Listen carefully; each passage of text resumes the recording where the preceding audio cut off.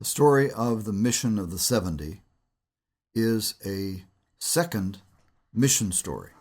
Jesus sends out the 12 earlier in the story and gives them instructions about what they are to do. The mission of the 70 is an extension then of the mission of the 12. This story is a series of instructions by Jesus. So the entire story is a speech of Jesus. Then the only exception to that is when the 70 returned with joy, saying, "Lord, in your name, even the demons submit to us." So there's their excitement in that report and the sharing of that by Jesus. But prior to that, everything is a series of commands about what they are to do and a description of what this means. Jesus is here speaking as a commander, but the mission on which he is sending them is radically different than a military mission, as with David or Saul sending the young men on a particular military task. Jesus gives them commands, and there is a kind of implicit military spirit in this, in that he's giving them orders. But it's a nonviolent mission against the powers of evil. So the contrast between this mission of the 70 and the expectations of the Messiah is a contrast between a mission of war and a mission of nonviolent resistance to the powers of evil.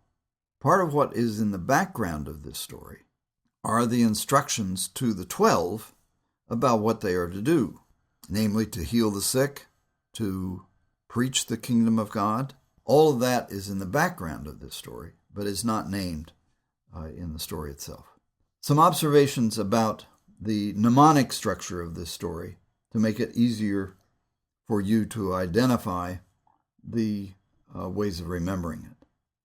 The first episode is his command, so that he sent them on ahead of him in pairs to every town and place where he intended to go, and said, "The harvest is plentiful." So that this first episode has the harvest metaphor.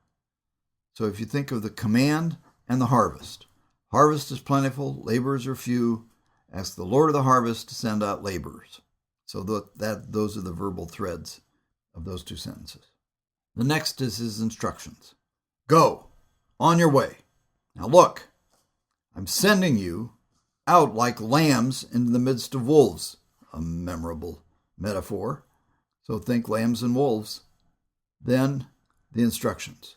Carry no purse, no bag, no sandals, and greet no one on the road. These instructions are somewhat surprising.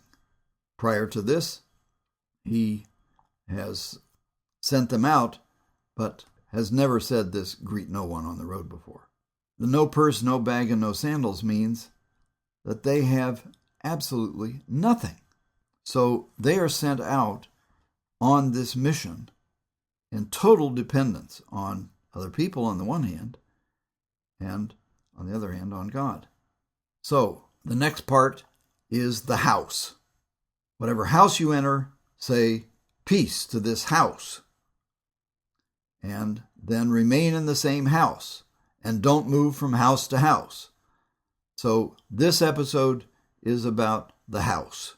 And its structure is first peace and the identification of someone who shares in your peace, and then eat and drink what they provide and don't move around from house to house. What's in the background of this is that they would be tempted to move around from house to house and get the best food in every place. The next part of this is about the towns that welcome you and the towns that do not welcome you.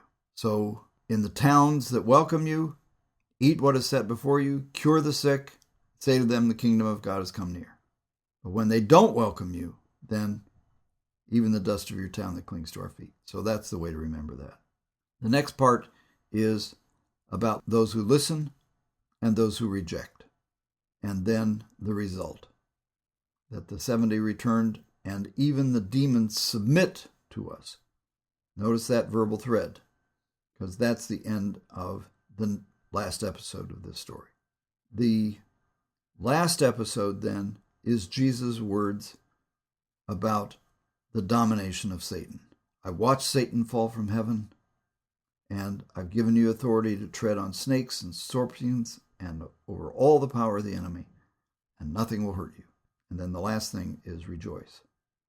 Don't rejoice at this, the spirits submit to you, but rejoice that your names are written in heaven. So those may be some helpful things to identify about the character of the story and of its mnemonic structure. Now, the 70. This is the only notice of 70 in addition to the 12 in the gospel tradition. And the impact of this in Luke is that it's first 12 and now 70. So the mission is expanding, and those whom Jesus is sending is increasing. The description of what they are to do is made explicit in what they are to do in the towns where they welcome you, to cure the sick, say to them the kingdom of God has come near, and then at the end, when they report, it is that even the demons submit to us. But there is no word about, cast out demons in his instructions. The initial instruction is to prepare his way. This is like the notice about John the Baptist, the beginning of Mark. It goes to prepare the way for you. Those who prepared the way for a king were prepared the way for a royal procession. So they are to go and prepare his way on his way up to Jerusalem in all the towns and the cities by doing the things that he commands them.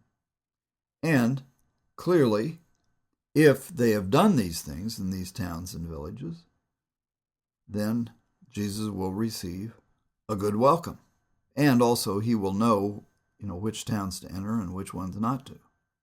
The mission on which he is sending them, that he's sending them like lambs, means that it is dangerous and that they are highly vulnerable. So they go with no weapons, they go with no resources, no purse, no bag, no sandals. Now, in terms of Jesus' strategy, what that does is it means that they come to these towns with nothing. So they are not in any way a threat. They have no resources. They can't be stolen from because they don't have anything. And so there is a kind of wisdom in Jesus' words about the way in which he's sending them out. The greeting no one is also, on the one hand, a protection. That is, they're not establishing relationship with anyone. They are also about an urgent mission. And so they are continuing without any sense of being constrained by the need to establish positive relationships with people on the road. The gift of peace. Now, whenever you enter and its people say first, to whatever house, peace to this house. Now, why is that an issue? It's because people had an expectation that if someone came into their village for whatever, that what they may want to do is to steal or to commit violence in some way. It's in contrast to war and to violence. So the peace to this house is also a greeting of the presence of the kingdom of God. It is the first gift of the government that Jesus will establish in the world, the gift of peace. It is not only the absence of war, it is also shalom, the full sense of complete well-being. But in Luke's context, in the late 80s or early 90s, whenever his gospel was composed, is in the immediate aftermath of the Jewish war. So the war was a major issue. that was in the background for Luke's listeners. This gift of peace can be rejected, as is the case with all offers of peace. And peace is described here as a spiritual power. So if someone shares in peace, then your peace will rest on that person. But if not, it will return to you. So the gift of peace and the offer of peace is in part a negotiation. It's to see whether or not the person who is offered this peace will give it back. It's a spiritual power, and it's a spiritual relationship of peace that is established. The injunction to stay in the same house is in part for another pragmatic thing. Don't look for the best place. Don't shop around. Try out this house, that house. See which one has the best food and the nicest places to sleep. Stay in the same house. Don't make that an issue, because that would be a distraction in the town in relation to their mission. The description about how to respond to the towns that do not welcome you is an instruction by Jesus that enables them to deal with their discouragement. So rather than leaving a town rejected and discouraged, they are to leave a town by making a prophetic announcement as they leave. Even the dust of your town that clings to our feet, we wipe off in protest against you. But know this, the kingdom of God has come near, and you have rejected it. The rejection then will not intimidate or discourage you. It is their problem, not yours. So simply announce that. And then Jesus describes that it's not them who is being rejected. Whoever listens to you listens to me. Whoever rejects you rejects me. And whoever rejects me rejects the one who sent me. So be clear about what's going on here. It's not about you. It's that you are pointing to a reality that I have introduced and that God has introduced. And so if they reject you, they're not just rejecting you, they're rejecting me, and they are rejecting the God who sent me. The joy of the 70 is that even the demons submit, that they have experienced the dominance of their mission over the powers of evil. And Jesus' final words to them are, on the one hand, a sharing of their joy. I watched Satan fall from heaven like a flash of lightning, and I've given you authority to tread on snakes and scorpions and over all the power of the enemy, and nothing will hurt you. Now, what's important to recognize about this is that the enemy here is not the Romans. It's not the Gentiles. It's not a foreign army. It is rather the power of evil.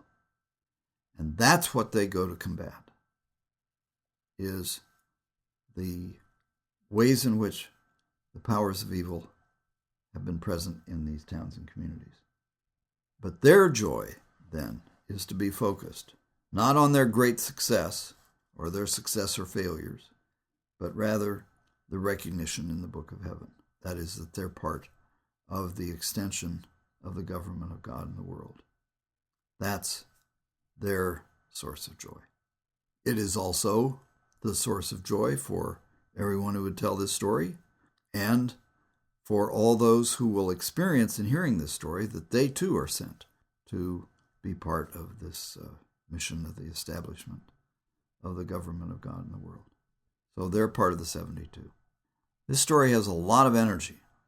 It is a story about the broadening and extension of Jesus' mission and of the mission of the kingdom of God.